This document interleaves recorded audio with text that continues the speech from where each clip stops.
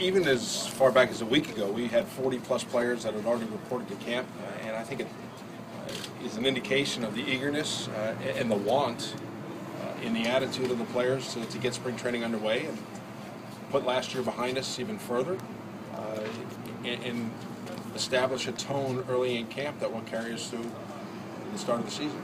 And we talked to Pablo Wednesday, and I guess he was some pictures in the paper and another criticism back north about his weight. Are you concerned about his weight? And no, not concerned about his weight.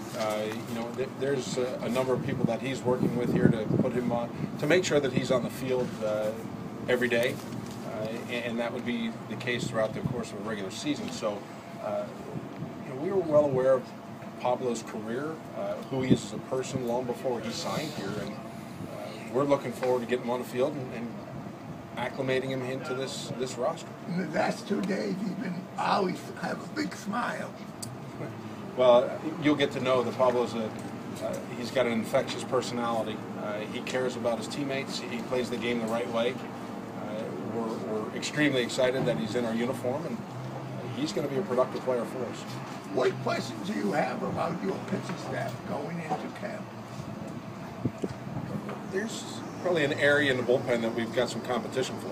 Whether that's 1 or 2 slots that we've got a number of guys competing for, that will work itself out during camp.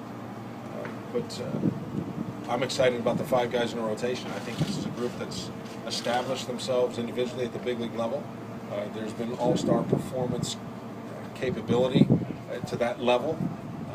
And there's been a lot of talk that we lack a true number 1 guy. I like the fact that this is a deep and talented rotation, and confident in it. John Everett? On Pablo, there have been a number of really good players in recent history who have played with big bodies, whether it be David Wells, Tony Gwynn, Kirby Puckett. Some guys just seem to be able to play at that size and still remain athletic. Do you put Pablo in that category? Well, his body type hasn't changed since signing with us. He's a guy that's converted from a catcher to third base position. He's transitioned successfully at it a number of years ago.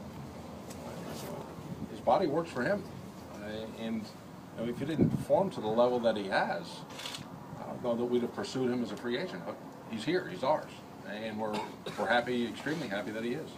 John, are there any physical issues with anyone at this stage in camp? Not at this point, no. No, and I think the most encouraging one is the way Vic is reported. He is full-go baseball activity. I think the way he's talking in the clubhouse indicates that he feels good about himself. And we'll find out as we go through camp here the durability from day to day and the volume that will increase throughout camp. John, how hard is it for a guy like him, if he's 100% healthy, not to put him right in the lineup and get him going because of what he meant to you guys in 13? If Shane Victorino's fully capable and fully healthy, he's our right fielder. I mean, that's pretty simple. He was one of the best right fielders in the game 2 years ago. And when you come back from injury, you shouldn't have lost your job because of an injury. He's rehabbed it successfully to date. And going forward, we've just got to monitor the recovery rate. And we've got a full spring training to do that, and probably into the first part of the year. John, what do you know about how much up to speed are you on the new rules about picking up the pace of game? Yeah, I know that they're going to reemphasize or place greater emphasis on 1 foot in the batter's box, the time in between innings that we come out of commercial break, as well as not being able to go on the field to challenge a replay. So, I know Joe Torre is doing camp here on the 28th. These are subtleties that I think we've become accustomed to every year that we're going to have some small adjustments. So don't anticipate it being a huge shift, but I think anybody that's paying attention to the game knows that we're trying to improve the overall pace of it.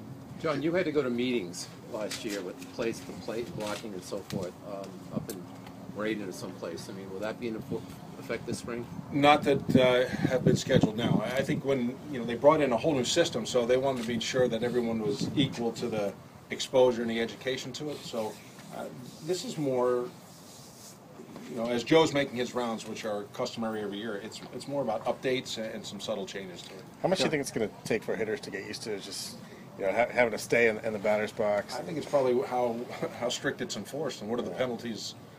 That could cause the adjustment to be pretty quick. John, you've got the plays at the plate, you get instant replay, and now this.